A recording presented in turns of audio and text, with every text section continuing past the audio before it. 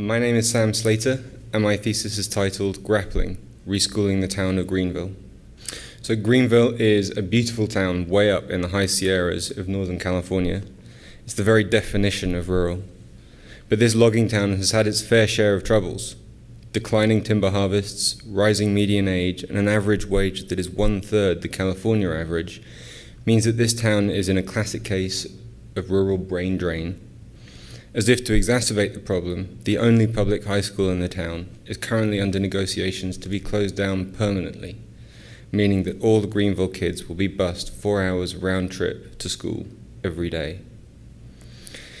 This thesis addresses the way that architecture can respond to this institutional crisis.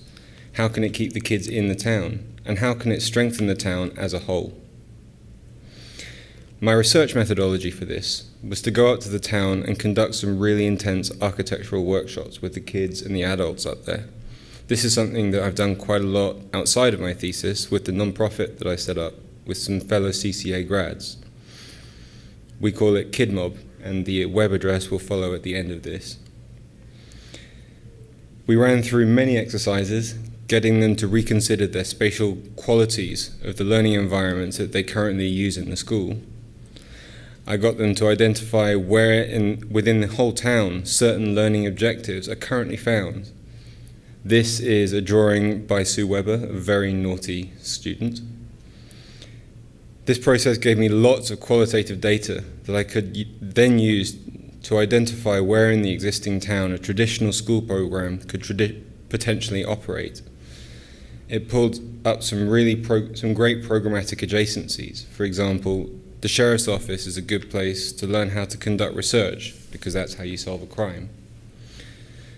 So, we have a school program that can be distributed throughout the town.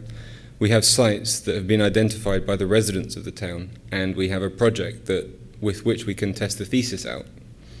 But how do we then get to the architecture? Well, to do this, we go the same way that we went with our sites, by examining the existing assets of the town.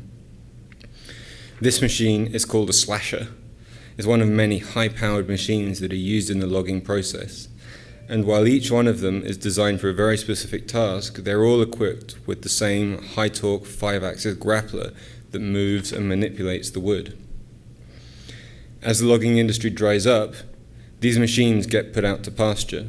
So this design proposes to repurpose them to generate large steam-bent forms that can create learning environments that will then annex onto existing institutions to create new hybrid institutions that strengthen the school, the annexed institution, and ultimately the institution of the entire town.